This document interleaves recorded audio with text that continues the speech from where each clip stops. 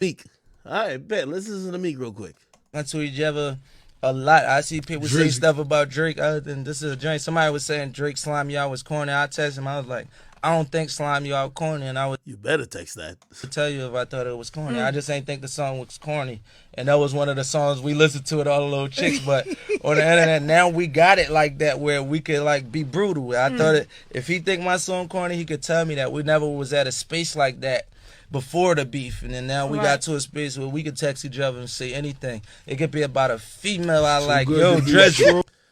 Hey, let me tell you this. It's easy to be in Drake's position when you won the beef. I gotta give Meek all the credit because nigga, when you took the L, like shit, fuck it. You gotta be the one to get over it. Oh shit. Oh, first of all, let me get at this shit real quick.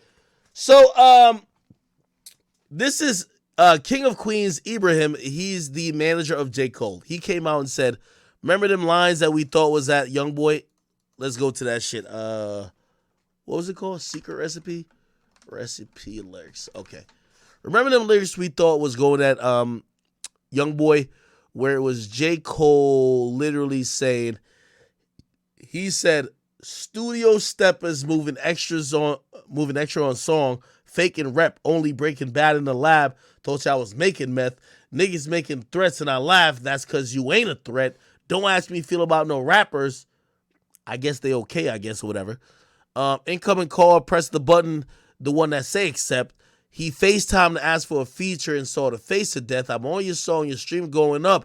Not quite the Drake effect, but don't complain. Bitch, take what you get and cut the labels check. Now, obviously, you could Akademiks, Youngboy, J. Cole.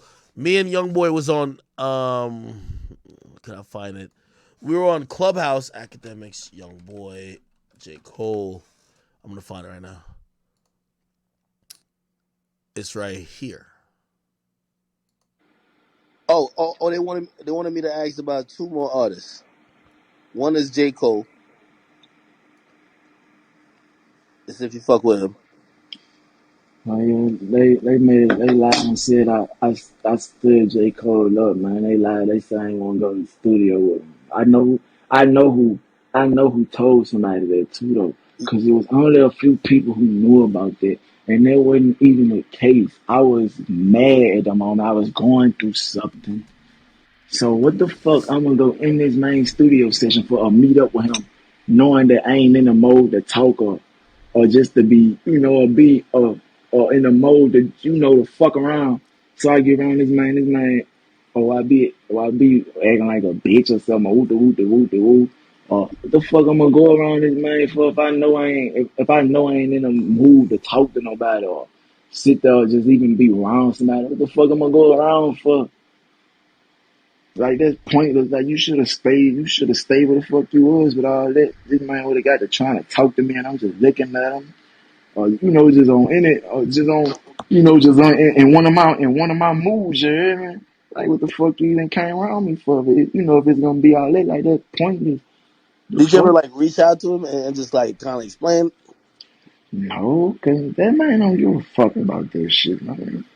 I think he does. And by the way, from what I hear and what I understood about that conversation or what that situation was, it wasn't Youngboy trying to do a song with J. Cole. J. Cole fucked with a few, like even Moneybagg Yo, he fucked with certain artists and he wanted to tap in with them. So this wasn't Youngboy begging J. Cole for some shit.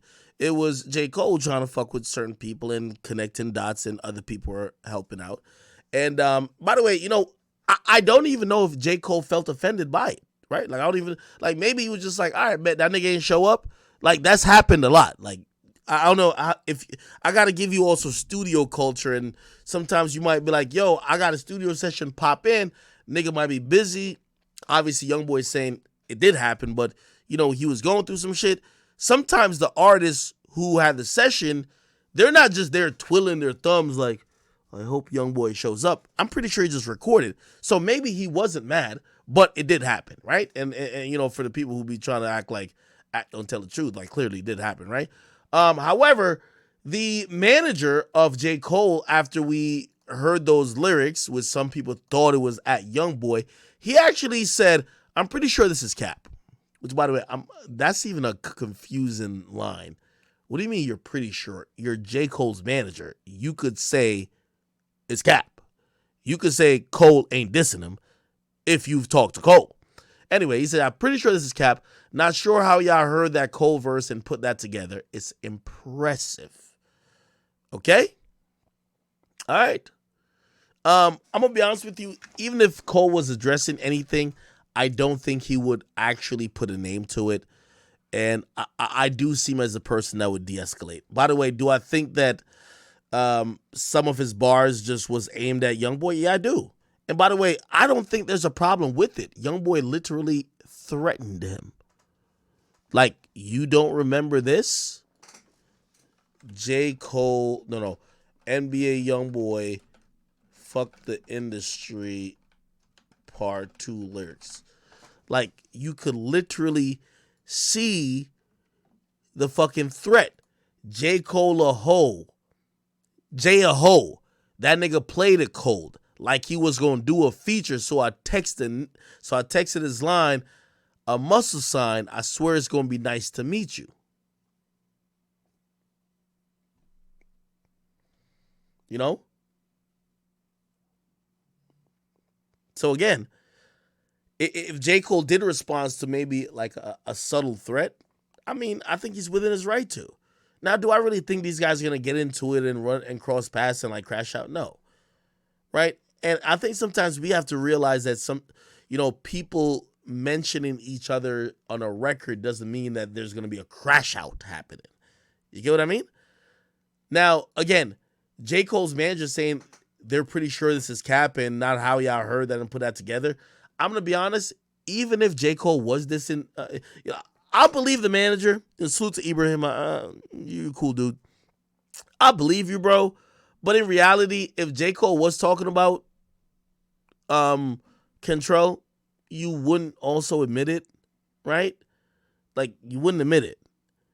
And again, I'm not saying you have to admit it. I am glad that J. Cole is spitting bars that seemingly is addressing conversation around him. Even if he's going to back up from the bars, which he didn't say nothing, is his manager saying something, right?